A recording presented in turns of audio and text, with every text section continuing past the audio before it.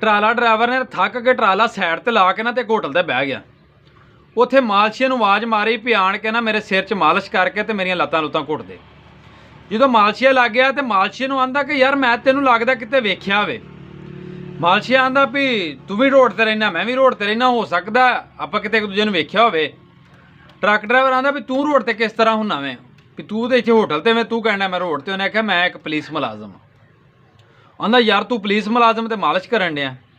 ਆਂਦਾ ਗੱਲ ਸੁਣ, ਮੇਰੀ 38,000 ਰੁਪਇਆ ਤਨਖਾਹ, ਜਿਹਦੇ 'ਚ 10,000 ਮਕਾਨ ਦਾ ਕਿਰਾਇਆ, 10,000 ਬਿਜਲੀ ਦਾ ਕਿਰਾਇਆ, 5,000 ਗੈਸ ਦਾ ਕਿਰਾਇਆ, ਕੋਈ ਦੁੱਧ ਤੇ ਦੇਣਾ, ਕੋਈ ਨਿਆਣਿਆਂ ਦੀ ਫੀਸ ਦੇਣਾ। ਜਦੋਂ ਉਹਨੇ ਆਪਣਾ ਸਾਰਾ ਘਰ ਦਾ ਬਜਟ ਬਣਾ ਕੇ ਉਹਨੂੰ ਦੱਸਿਆ ਨਾ ਤੇ ਉਹ ਮਾਈਨਸ 'ਚ ਚਲਾ ਗਿਆ 30,000। ਬਲਕਿ ਉਹਨੇ ਗੱਲ ਹੈ ਵੀ ਮਹਿੰਗਾਈ ਇੱਥੋਂ ਤੱਕ ਚਲੀ ਗਈ ਕਿ ਜਦੋਂ ਤੱਕ ਮੈਂ ਇੱਥੋਂ ਸ਼ਾਮ ਨੂੰ 1,500 ਨਾ ਕਮਾ ਕੇ ਜਾਵਾਂ ਮੇਰਾ ਘਰ ਨਹੀਂ ਚੱਲਦਾ, ਬੱਚਿਆਂ ਦੀਆਂ ਫੀਸਾਂ ਅਦਾ ਕਰਨੀਆਂ ਹੁੰਦੀਆਂ। ਇਸ ਤਰ੍ਹਾਂ ਦੇ ਟ੍ਰੈਫਿਕ ਪੁਲਿਸ ਮੁਲਾਜ਼ਮਾਂ ਨੂੰ ਮੇਰਾ ਸਲਾਮ ਹੈ। ਅਸੂਲੇ ਰਿਜ਼ਕ ਜਿਹੜਾ ਕਮਾਣਾ, ਹਲਾਲ ਰਿਜ਼ਕ ਕਮਾਣਾ ਬਿਲਕੁਲ ਐਨ ਇਬਾਦਤ।